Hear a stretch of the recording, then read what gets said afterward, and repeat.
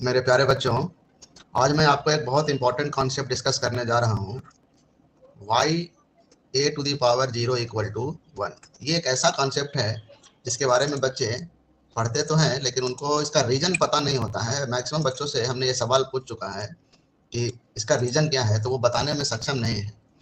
ऐसा कहें कि अगर हम 10 बच्चों में से इस सवाल को पूछे तो 9 बच्चे इसका जवाब दे नहीं पाते हैं, क्योंकि ये बहुत ही आसान, बहुत इजी कॉन्सेप्ट है। It's very very easy concept.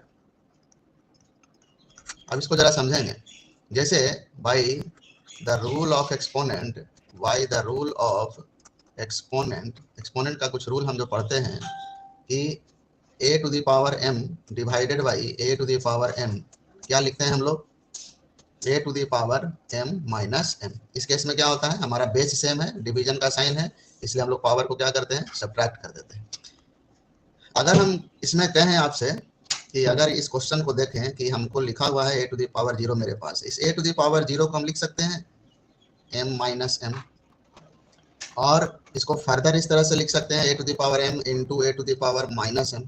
एक रूल और होता है हमारा एक्सपोनेंट का प्रोडक्ट के फॉर्म में, a to the power m into a to the power n। क्या लिखते हैं हम लोग? m plus n।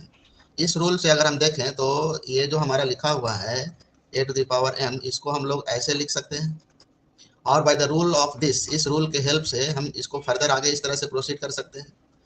एक्सपोनेंट का एक रूल और हम लोग पढ़ते हैं कि a to the power minus 1 को आप लिखते हैं 1 अपॉन a, यानी अगर ये पावर निगेटिव में है, इसको पॉजिटिव बनाना है तो आप इसका रेसिप्रोकल लिखते हैं। a to the power minus 2 है तो 1 अपॉन a का square. Similarly likewise a to the power m into, इसको हम लोग ऐसे लिख सकते हैं a to the power m, इसको आप कैंसिल कर लीजिए, क्या मिलेगा? 1 मिलेगा। यही तो लाना था हमको।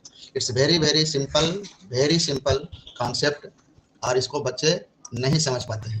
ये बहुत ही आसान है। It's very very